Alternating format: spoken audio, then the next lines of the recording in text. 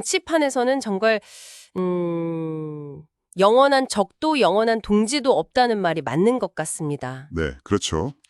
한때 뭐랄까 앙숙으로까지 불렸던 안철수 의원하고 이준석 후보 사이에 공개적인 만남 죄안이 나왔어요. 맞습니다. 오늘 이 예상 밖의 움직임, 당신께서 보내주신 관련 기사들 보면서 그 속내를 한번 파헤쳐 보겠습니다. 네, 국민의힘 안철수 의원이 먼저 개혁신당 이준석 후보에게 손을 내민 건데요. 그 명분이 이제 이재명 후보를 막아야 한다는 거였죠. 이 제안이 과연 어떤 의미인지 또 그 뒤에는 어떤 계산이 있을지 좀 살펴보면 좋겠습니다. 좋습니다. 안 의원이 왜 하필 지금 이 시점에 이준석 후보에게 다가갔을까? 또 어떤 논리나 감성으로 설득하려는 걸까? 네, 그리고 이 제안이 실제 정치 구도에는 어떤 영향을 줄 수 있을지 그 핵심을 좀 빠르게 짚어보죠. 바로 시작할까요? 네, 그러시죠. 우선 그 날짜가 5월 20일이었죠?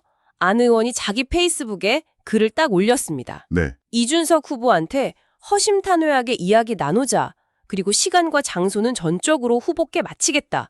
굉장히 낮은 자세였어요. 그렇죠. 상당히 좀 파격적이라고 볼 수 있죠. 이 제안의 표면적인 이유, 뭐랄까 명분은 아주 분명합니다. 네. 바로 반 이재명 연대를 만들자는 거죠. 안 의원이 이재명 후보를 거악이라고까지 표현했어요. 심지어 사위 종교에 빗대기까지 했고요. 와, 굉장히 강한데요. 네, 강한 적대감을 드러낸 거죠. 근데 여기서 주목할 부분은 네. 이준석 후보가 예전에 먼저 비판했던 내용들 있잖아요. 아, 네네. 그 커피값 120원이라던가 호텔 경제학 같은 거요. 그걸 안 의원이 그대로 가져와서 이런 무지에서 비롯된 포퓰리즘이 나라 망친다. 이렇게 주장하면서 공감대를 만들려고 하는 거예요. 아하, 이준석 후보가 먼저 던졌던 비판을 다시 사용하면서. 그렇죠. 전날에는 뭐 이재명 타노스를 함께 막자 이런 직설적인 비유까지 썼더라고요. 단순히 그 공동의 적을 설정하는 걸 넘어서 안 의원이 꺼낸 또 다른 카드가 좀 흥미로웠어요. 그 감성적인 접근 말이죠. 맞습니다. 그게 어떻게 보면 이번 제안의 핵심 설득 전략 같아요. 우리 당에서 받은 기쁜 상처 잘한다. 기득권 세력이 후보께 했던 일 나도 똑같이 겪었다. 이런 식으로요. 이 후보의 어떤 개인적인 경험에 호소하는 건데 이건 어떻게 봐야 할까요? 과거에 본인이 단일화를 통해서 정권 교체에 기여했지만 그 약속이 지켜지지 않았던 경험을 먼저 꺼내죠. 네, 맞아요. 그리고 후보께서 지금 걷는 그 3당의 길, 나도 오래 걸어본 유일한 사람이다. 이렇게 동병상련을 강조하는 거거든요. 아, 당신처럼 나도 기성정치에 상처받고 새로운 길을 갔었다. 이런 경험을 공유하면서 뭔가 단순한 정치적 연대를 넘어서는 신뢰관계를 만들려는 의도가 아닌가 그렇게 익힙니다. 그렇군요. 근데 뭐랄까 이 감성적인 접근이 이준석 후보한테 얼마나 통할지는 좀 의문이긴 해요. 그렇죠. 그게 문제죠.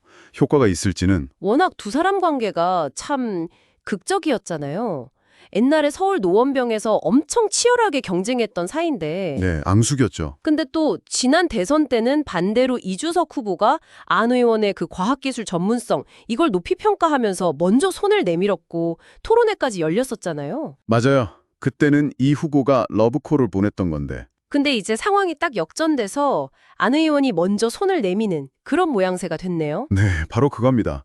이런 관계 변화 자체가 정치가 얼마나 생물 같은지를 보여주는 거죠. 과거의 악연이나 개인적인 감정보다는 현실적인 필요. 그렇죠. 선거 승리 같은 현실적인 목표 앞에서 전략적인 판단에 따라서 관계가 막 바뀌는 겁니다. 크게 보면 필요하면 적과도 손잡는 게 정치다 이걸 보여주는 건데 이번에는 특히 그 감성하고 경험 공유 카드를 썼다는 게 좀 특이해요.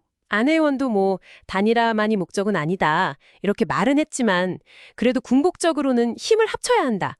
이 메시지는 분명해 보여요. 네, 그럼요. 대한민국과 2030 미래 세대를 위해 만나자.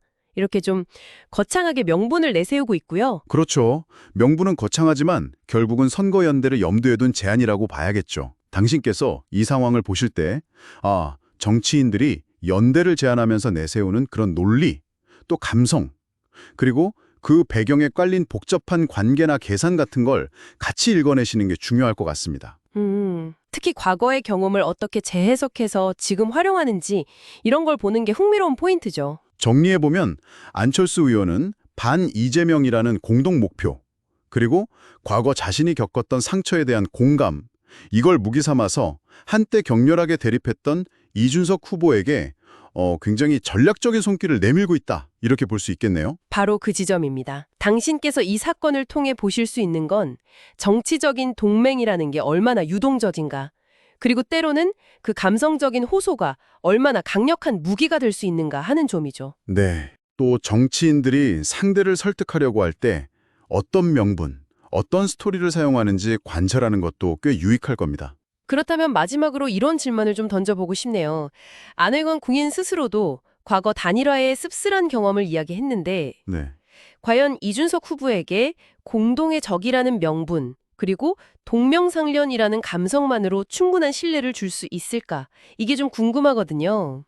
좋은 질문입니다. 그 신뢰의 문제가 핵심이겠죠? 이 제안이 정말 실제 행동, 만남과 연대로 이어질지 아니면 그냥 또 한 번의 정치적 수사로 남게 될지 앞으로 두 사람의 행보를 지켜보는 것이 굉장히 흥미로운 관전 포인트가 될 것 같습니다. 네, 맞습니다. 앞으로 어떻게 전개될지 주목해야 할 것 같습니다.